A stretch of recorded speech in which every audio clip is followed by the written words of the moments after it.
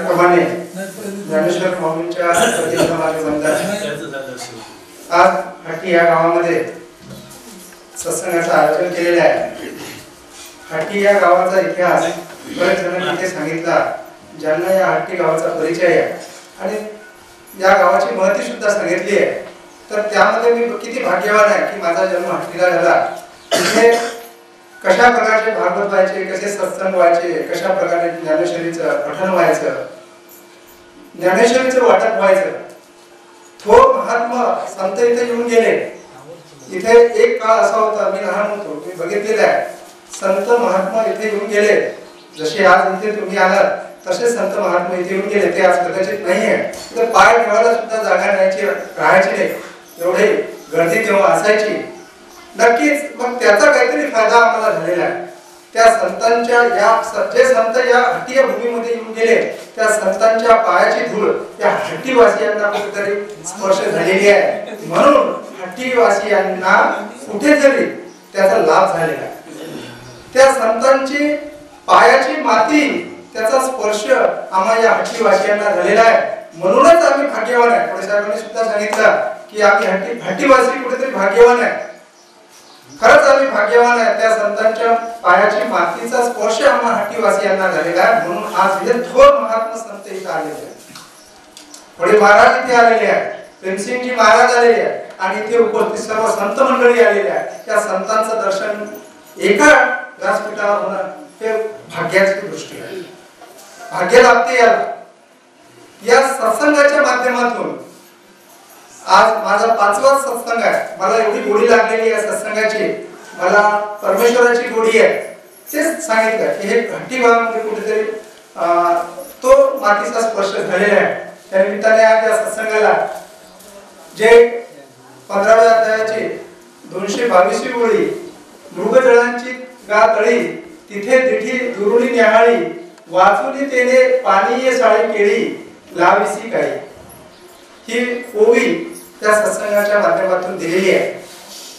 मी फार अल्प ज्ञानी आहे, ज्ञानी म्हणता येणार नाही, कदाचित मी अज्ञानी आहे, कारण तुम्ही सर्व संत मंडळी फार ज्ञानी आहे, तुमचा अभ्यास फार लागणार। माझी तर सुरुवात आहे। कदाचित या ओळीमध्ये संत ज्ञानेश्वर महाराजांनी फार मोठे अशा प्रकारचा बोध दिलेला आहे। जसं की वाळवंटामध्ये आपण कुठेही बघितलं तर कुठेच पाणी नसते, परंतु पाण्याचा भास आपल्याला होतो। कदाचित त्या पाण्याचा भास होतो, मुळात ते पाणी नसते, परंतु पाण्याचा भास होतो।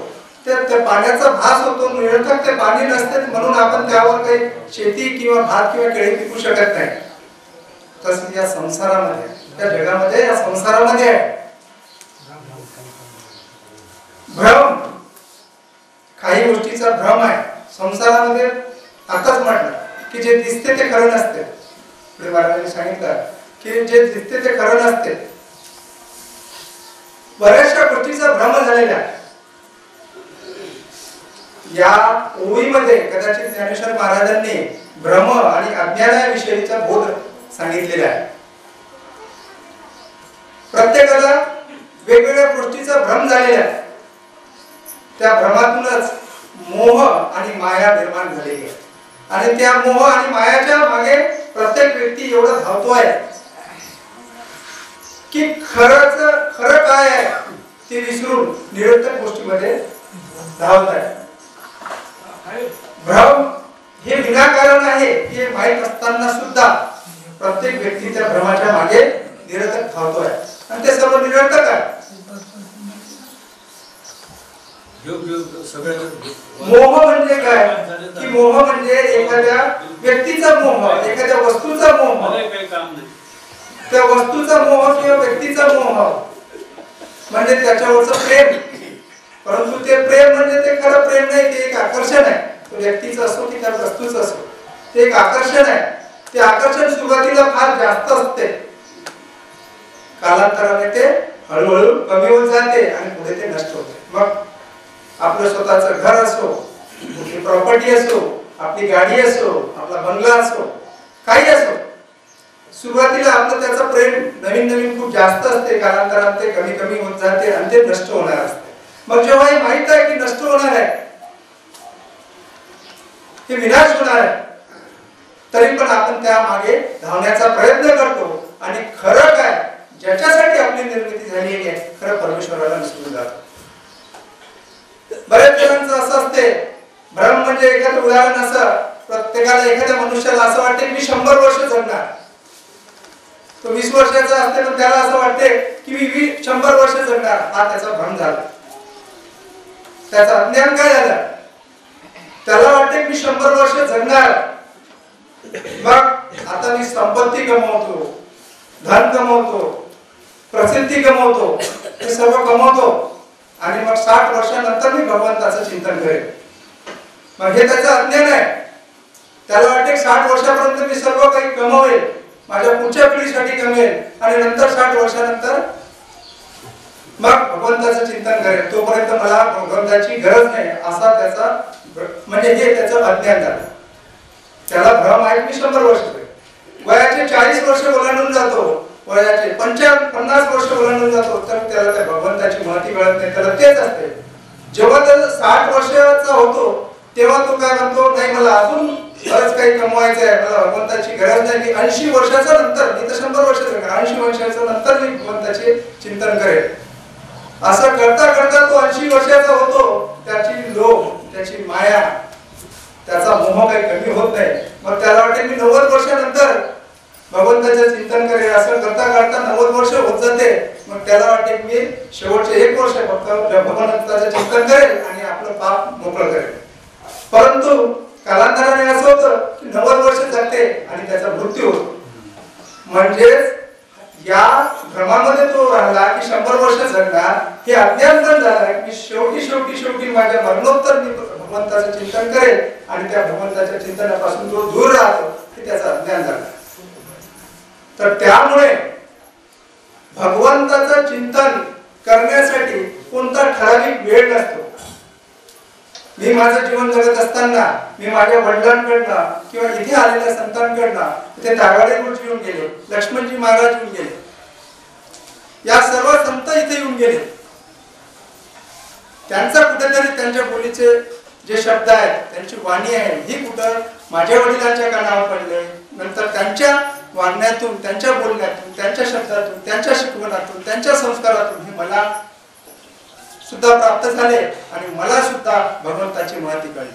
त्यामुळे भगवंताची साथ असणं फार गरजेचं आहे. इथे उपस्थित असलेले जे लोक आहेत त्यांना भगवंताचं महत्व कळलेलं आहे. म्हणून एवढ्या दुरून भगवंतांना इथे, भगवंतांनी एकच केंद्रबिंदू आहे, तो म्हणजे भगवंत परमेश्वर. परमेश्वरांनीच इथं सर्वांना एवढा दुरून निस्वार्थ भावनेने ज्ञान देण्यासाठी आणि इतर लोकांना भगवंताची महती सांगण्यासाठी इथं आणलेलं आहे. आणि जे लोक याला टाळतात, आपल्याला काय गरज आहे, कशाला जायचं, त्यांना अजून भगवंताचं महत्व कळलं नाही.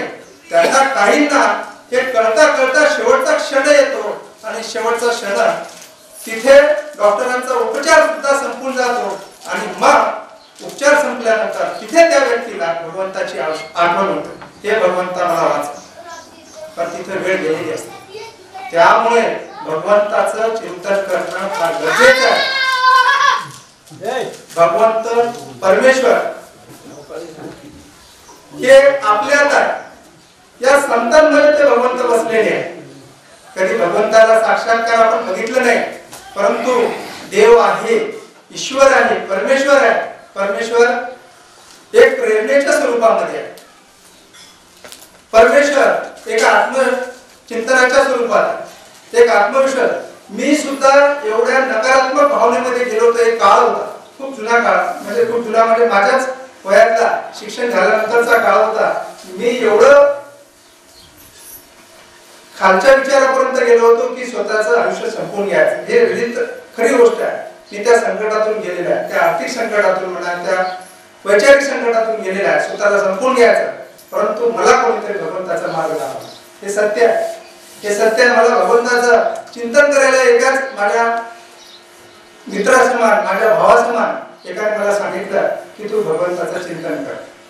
मी खरंच भगवंताचं नामस्मरण केल्यानंतर माझ्या जीवनाला कलाटणी भेटली आणि मी माझे काम माझा व्यवहार अगदी काही सोडला नाही. ते तर आपल्या पोटा पाण्यासाठी करावंच लागते, परंतु नक्कीच मी भगवंतानेच मला हे दुसरं आयुष्य दिलेलं आहे. म्हणून मी भगवंताची महती समजून घेण्यासाठी प्रत्येक सत्संगाला उपस्थित राहतो आणि खरंच मी भाग्यवान आहे की तुमच्यासारखे सर्व संत ची मला छाया लाभलेली आहे. एवढं बोलून मी आजच्या सत्संगाचे 2 शब्द संपवतो. माझ्याकडे शब्द निघाले असतील क्षमा.